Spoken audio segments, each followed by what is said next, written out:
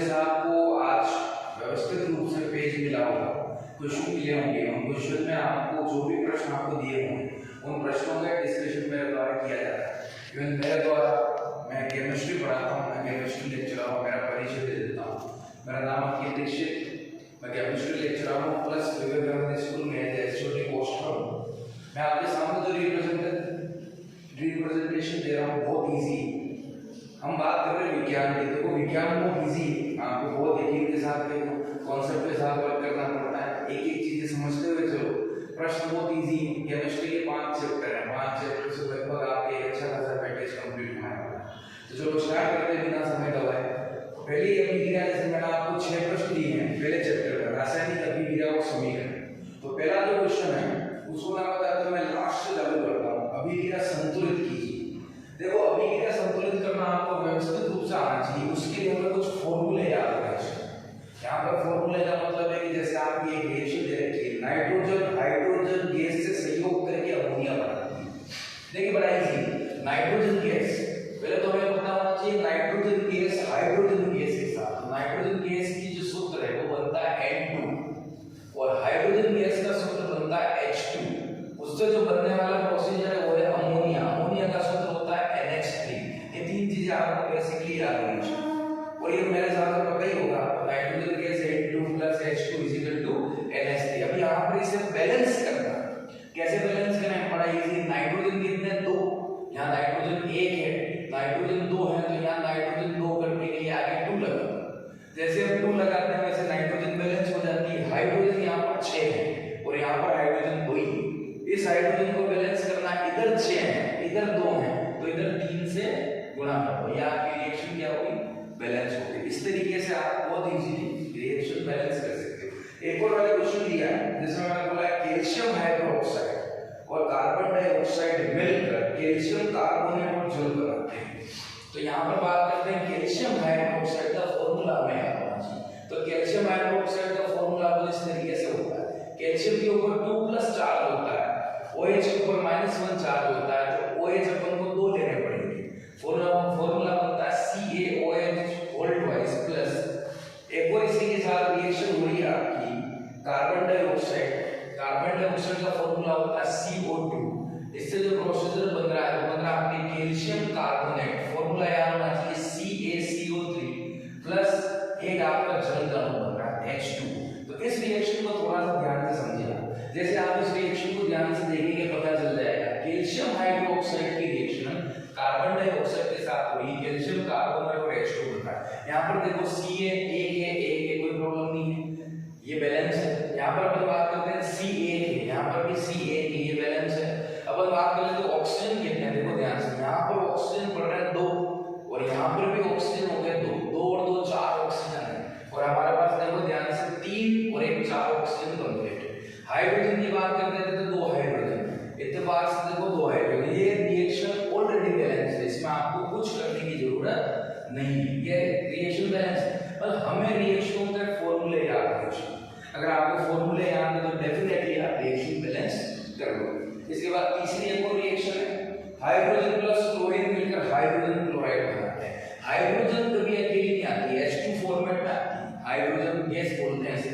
Hydrogen gas chlorine gas के साथ में मिलकर क्या बनाता है, हाइड्रोजन क्लोराइड, जिसका फॉर्मूला है HCl। अब देखो ध्यान से, यहाँ पर हाइड्रोजन 2 है, यहाँ पर हाइड्रोजन 1, Cl 2 है, यहाँ पर 1 है, तो आगे 2 लगा तो ये रिएक्शन भी ऑलरेडी बैलेंस हो गई। ऐसे रिएक्शन आप इजीली बैलेंस कर लो। एक और लास्ट रिएक्शन है, एल्यूमिनियम और कॉपर क्लोराइड मिलकर एल्यूमिनियम क्लोराइड और कॉपर बनाते हैं। तो सबसे पहले एल्यूमिनियम का फॉर्मूला क्या बनता है, हमने बोला एल्यूमिनियम Al प्लस इसके साथ में रिएक्शन क्वेश्चन में पूछा गया कॉपर क्लोराइड, किसके साथ रिएक्शन है, कॉपर क्लोराइड, कॉपर के ऊपर Cu+2 चार्ज होता है, इसलिए क्लोराइड यानी Cl2 आएगा। इससे जो प्रोडक्ट आपका बनता है बड़ा इजी है, रिप्लेसमेंट रिएक्शन है। रिएक्शनों के प्रकार में आपको पढ़ा होगा, इसे बोलते हैं प्रतिस्थापन अभिक्रिया। देखो क्या होगा, कॉपर चला जाएगा, एल्यूमिनियम की जगह एल्यूमिनियम आ जाएगा यहाँ पर चलो ठीक है, बैलेंसिंग रिएक्शन की बात कर रहे हैं तो यहाँ पर बनने वाला प्रोडक्ट है AlCl3 प्लस C। ये एल्यूमिनियम क्लोराइड इसके अंदर बनता है, एल्यूमिनियम क्लोराइड बनता है। तो थोड़ा सा यहाँ पर समझने की बात है, एल्यूमिनियम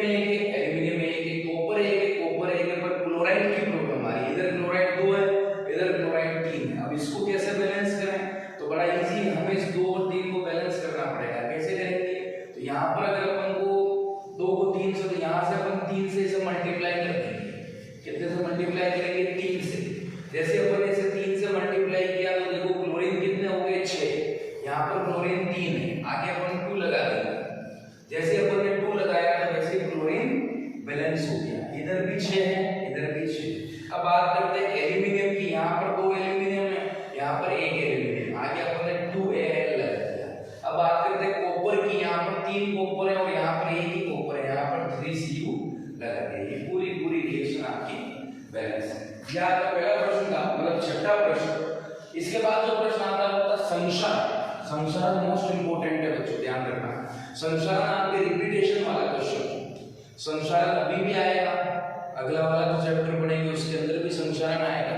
अब ये संसारण होता क्या, थोड़ा सा इस पर अपन डिस्कशन कर रहे हैं। संसारण का मतलब बड़ा इजी, जब भी लोहे की वस्तु होती है, लोहे की वस्तु किसी दूसरी चीज के संपर्क में आती है, वो दूसरी टर्म ऑफ कंडीशन क्या हो सकती है, फॉर एग्जाम्पल पानी के संपर्क में, फॉर एग्जाम्पल हवा के संपर्क में, फॉर एग्जाम्पल धूल के संपर्क में, यदि किसी भी बाहरी चीज के संपर्क में आती है, बाहरी वातावरण के संपर्क में आती है, तो लोहा जो होता है वो अपना वास्तविक जो गुण होता है, लोहे का गुण होता है कठोरता, जो अपन लोहा यूज करते हैं, तो वो अपना गुण धीरे धीरे खोने लगता है और एक उसके ऊपर एक विशेष प्रकार की परत चढ़ जाती है और उस परत के चढ़ने की वजह से लोहा धीरे धीरे खराब होने लगता है। इसी प्रक्रिया को अपन क्या कहते हैं, इसे अपन संसारण कहते हैं। तो इसका अपन डायग्राम भी बना सकते हैं। इसका डायग्राम कैसे बनाया संसारण का, थोड़ा सा देखिएगा। संसारण का डायग्राम होगा, जैसे माना कि लोहा, आपको एग्जाम में क्वेश्चन आता है इसी तरीके से रिप्रेजेंट करना, माना कि लोहा। अब यहाँ पर क्या वो पूरा लोहा नहीं, आपने देखा होगा आपके घरों के अंदर, बाथरूम के अंदर या फिर छत की जो गेट होते हैं, जहाँ पर पानी गिरता है, जहाँ पर धूल के कण गिरते हैं, जहाँ पर वो धूप के संपर्क में आता है, तो वो जो गेट का नीचे वाला भाग होगा, जहाँ पर पानी ज्यादा मात्रा में गिरता है, वो भाग धीरे धीरे खराब हो रहा होगा। उसका रीजन क्या है, उसका रीजन संसारण है। देखो कैसे होता है, ये लोहा है, लोहे का कुछ भाग ऐसा है जो कि इन्फेक्टेड हो गया, ये वाला, बाकी सब भाग लोहे का मजबूत है, केवल ये भाग जो है ये क्या हो गया, धीरे धीरे किसी दूसरी चीज के संपर्क में आने से धीरे धीरे खराब हो गया। तो ये वाला भाग खराब होने की वजह से कमजोर पड़ जाएगा, कमजोर पड़ जाएगा, कमजोर पड़ जाएगा और धीरे धीरे टूटता जाएगा। इसी प्रक्रिया को हम क्या कहते हैं, संसारण कहते हैं। ये संसारण। तो आपसे कोई परिभाषा पूछते संसारण किसे कहते हैं, तो लोहे पर जंग लगना, अर्थात लोहे का धीरे धीरे खराब हो जाना, अर्थात लोहे पर एक भूरे कलर की परत चढ़ जाना, इसे क्या कहते हैं, संसारण। इसी के तरीके से एक पॉइंट हो रहा है, संसारण की रोकथाम कैसे की जाती है, तो इसके ऊपर या तो पेंट कीजिए, रेड ऑक्साइड का पेंट होता है, या तो पेंट कर दीजिए, या फिर इसकी सुरक्षा कैसे करनी है, किसी दूसरे तत्व की परत इसके ऊपर चढ़ा है। देखो लोहे का क्या है, ऑक्सीजन जल्दी होता है, लोहा जो होता है उसका ऑक्सीजन जल्दी होने की वजह जल्दी से रिएक्शन करता है। या तो कोई ऐसा तत्व ले लो जो इससे भी तेज रिएक्शन करे, तो हम जिंक लेते हैं, हम इसके ऊपर जिंक का लेप कर देते हैं, जिंक का लेप करते हैं तो क्या होता है, लोहा बच जाता है और जिंक जो है वो किसके साथ रिएक्शन कर जाता है, ऑक्सीजन के साथ रिएक्शन कर जाता है और जिंक खराब हो जाता है और लोहा बच जाता है। इस प्रक्रिया को कहते हैं यशद लेपन। तो ये भी इंपॉर्टेंट है, संसारण से रोकथाम कैसे की जाए, तो आप पेंट कर दो, आप ऑयल लगा दो, आप इसकी जगह पर किसी दूसरे तत्व का लेप कर दो। ये भी इंपॉर्टेंट प्रश्न है, अच्छे समझ लेना संसारण का। इसके बाद थोड़ा आगे बढ़ते हैं। संसारण के बाद एक और प्रश्न आता है ऊष्माक्षेपीय अभिक्रिया।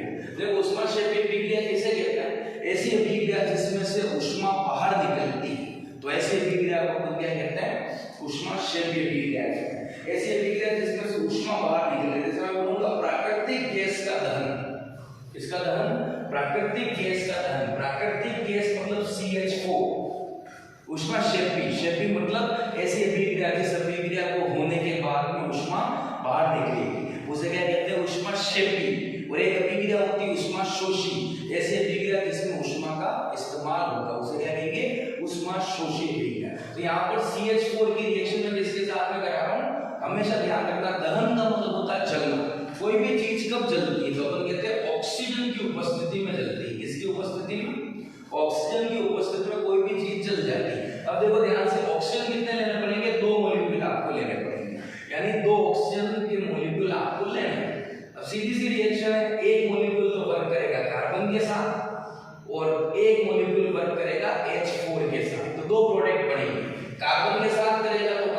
डाइऑक्साइड, और हाइड्रोजन के साथ करेगा तो H2O। कितने H2O? 2H2। और यहाँ पर भारी मात्रा में ऊष्मा बाहर निकलेगी। तो इस अभिक्रिया को क्या कहते हैं अपन? ऊष्मा क्षेपी अभिक्रिया। प्रश्न पूछा जा सकता है ऊष्मा क्षेपी अभिक्रिया किसे कहते हैं? तो भाई दिस टाइप ऑफ रिएक्शन ऊष्मा क्षेपी अभिक्रिया कहते हैं। थोड़ा और आगे बढ़ते हैं। इसके बाद एक रिएक्शन है, मैंने लिखा हुआ है Na2SO4 प्लस BaCl2। मैंने लिखा हुआ Na2SO4 प्लस BaCl2। ये किसमें बदल रहा है? तो मैंने आगे आपको रिएक्शन दी है BaSO4 किसमें बदल रहा है? BaSO4 plus 2NaCl। क्वेश्चन पूछा जा रहा है किस टाइप की अभिक्रिया है, ये किस टाइप की अभिक्रिया है? देखो बड़ा इजी सा कॉन्सेप्ट है, किस टाइप की अभिक्रिया होगी ये थोड़ा सा उस पर डिस्कशन कर लेते हैं। देखो यहां से NO2 Ba कहां पर गया? Na2 की जगह, और Na2 कहां पर आया? Ba की जगह। दो एलिमेंट ने अपनी जगह बदली है, तो ये प्रतिस्थापन अभिक्रिया है। कितने तत्वों ने जगह बदली? तो अपन बोलेंगे दो तत्वों ने जगह बदली, इसलिए इसका नाम क्या होगा? द्विप्रतिस्थापन अभिक्रिया। तो अवस्था दिए हुए संयोजन अभिक्रिया, वियोजन अभिक्रिया, विस्थापन है कि द्विविस्थापन है? तो आप क्या बोलोगे? ये इसकी जगह जा रहा है और ये इसकी जगह आ रहा है। ये एग्जांपल है द्विप्रतिस्थापन अभिक्रिया। ठीक है, अवस्था का क्वेश्चन था। एक और प्रश्न मेरे पास, वियोजन अभिक्रिया किसे कहते हैं? थोड़ा वियोजन अभिक्रिया पे भी देख लेते हैं। वियोजन अभिक्रिया का थोड़ा सा आपको क्लेरिफिकेशन ध्यान में रखना है। वियोजन का मतलब होता है टूटना। इसको एक सिंबॉलिक डायग्राम में मैं आपको रिप्रेजेंट कर रहा हूं, थोड़ा उसको देख लेना। टूटेगा कैसे, किस तरीके से अपन इसे तोड़ेंगे? तो वियोजन अभिक्रिया पे थोड़ा डिस्कशन कर लेते हैं। जैसे अपन ने बोला A है, वियोजन का मतलब होता है A किसमें टूट रहा है? B प्लस C में टूट रहा है। तो इस प्रकार की रिएक्शन को अपन क्या कहते हैं? वियोजन। वियोजन अभिक्रिया संयोजन अभिक्रिया की जस्ट उल्टी रिएक्शन, संयोजन अभिक्रिया की जस्ट उल्टी अभिक्रिया। ये तीन प्रकार की होती है। प्रश्न पूछा गया वियोजन अभिक्रिया किसे कहते हैं? अपन बोलेंगे अभिकारक इसमें टूट जाता है, तो ऐसी अभिक्रिया को क्या कहते हैं? वियोजन अभिक्रिया कहते हैं। भाई ये तीन प्रकार की होती है। कितने प्रकार की होती? तीन। पहली रिएक्शन जो होती है thermal reaction. Thermal reaction, thermal reaction का मतलब होता है ऊष्मा वियोजन अभिक्रिया। कौन सी अभिक्रिया? ऊष्मा वियोजन अभिक्रिया। देखो इस अभिक्रिया में मैं आपको थोड़ा सा एक एग्जांपल रिप्रेजेंट कर देता हूं। ऊष्मा वियोजन अभिक्रिया, जैसे मैंने कैल्शियम कार्बोनेट लिया, इसको रिप्रेजेंट कर रहा हूं। कैल्शियम कार्बोनेट लिया CaCO3, इसका मैं वियोजन कर रहा हूं, देख लेना ध्यान से। इसमें क्या होगा? कैल्शियम ऑक्साइड बाहर निकल जाएगा। देखो CaO plus carbon dioxide gas इसमें से बाहर निकलेगी। तो इस अभिक्रिया को क्या कहते हैं? पर यहां पर आप लिख सकते हो किसकी उपस्थिति में टूट रहा है? हम बोलेंगे ऊष्मा की। एग्जांपल याद कर लेना बच्चों, कैल्शियम कार्बोनेट बोलते हैं। इसे क्या बोलते हैं? कैल्शियम कार्बोनेट ऊष्मा की उपस्थिति में कैल्शियम ऑक्साइड और कार्बन डाइऑक्साइड में टूट जाता है। इस अभिक्रिया को क्या कहते हैं अपन? इसे कहते हैं ऊष्मी वियोजन अभिक्रिया। दूसरी अभिक्रिया एक और होती है, बोलते हैं तापीय वियोजन। ठीक है, इसके बाद आता है ये हो गया आपके थर्मल रिएक्शन। एक होती है आपकी ये बोलते हैं तापीय वियोजन। मतलब तापीय का मतलब होता है ताप की उपस्थिति में। किसकी उपस्थिति में? ताप की उपस्थिति में। अब ये ताप की उपस्थिति में क्या होगा? थोड़ा इसको भी अपन देख लेते हैं। तापीय, इसके अंदर मैं लेड नाइट्रेट यूज करूंगा। किसे यूज करूंगा? Lead nitrate. ये लेड नाइट्रेट का फॉर्मूला है। इस लेड नाइट्रेट को मैं यूज करूंगा और ये किसमें बदलेगा? देखो यहाँ से लेड नाइट्रेट मतलब ये लेड ऑक्साइड में बदलेगा। किसमें बदलेगा? Lead oxide PbO। देखो ध्यान से NO3 अपने पास में कितने हैं? तो हमने बोला भाई 2 NO3 हमारे पास। इसे लेड नाइट्रेट बोलेंगे। इसे क्या बोलेंगे? Lead nitrate. लेड नाइट्रेट में से क्या हुआ कि भाई यहाँ से एक ऑक्सीजन जो है वो बाहर निकल गया। कितने ऑक्सीजन है? 3। एक ऑक्सीजन किसके साथ बाहर निकल गया? Pb के साथ। प्रोडक्ट क्या बना? PbO। दूसरा प्रोडक्ट एक और है, देखो एक ऑक्सीजन यहाँ से निकला तो एक और ऑक्सीजन यहाँ से भी निकलेगा। ये ऑक्सीजन इधर चला गया, एक और ऑक्सीजन बाहर निकलेगा, 2 NO2, और ये 2 NO2 बाहर निकल जाएंगे, 2 NO2। इस प्रकार की अभिक्रिया को अपन क्या कहते हैं? तापीय अपघटन अभिक्रिया। कौन सी अभिक्रिया? तापीय अपघटन। एक और लास्ट अभिक्रिया होती है, उसको भी थोड़ा समझ लीजिए। पहली होती है ऊष्मीय, दूसरी होती है तापीय, और तीसरी अपने पास रिएक्शन है वो होती है प्रकाशिक। कौन सी अभिक्रिया? प्रकाशीय अपघटन, प्रकाश की उपस्थिति में अभिकारक का टूटना। देखो प्रकाशीय अभिक्रिया जो होती है, तो मैंने इस रिएक्शन को रिप्रेजेंट किया, मैंने लिखा 2AgBr। किसके साथ रिएक्शन है? 2AgBr के साथ रिएक्शन है। तो मैंने इस रिएक्शन में इसको तोड़ा, किसको तोड़ा? AgBr को। किसकी उपस्थिति में तोड़ा? तो मैंने बोला सूर्य के प्रकाश की उपस्थिति में। किसकी उपस्थिति में?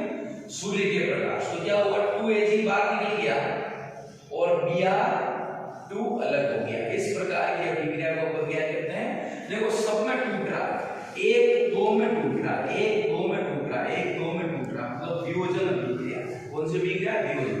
पहला उष्मा की उपस्थिति, दूसरा ताप की और तीसरा प्रकाश की उपस्थिति में। तो ये बड़ा क्वेश्चन है, आपका ध्यान रखिएगा, ये प्रश्न आ सकता है। एक लास्ट है, बिना बुझा हुआ चूना बुझे हुए चूने में कैसे बदलता है? तो ये संयोजन अभिक्रिया है। कौन सी अभिक्रिया है? संयोजन।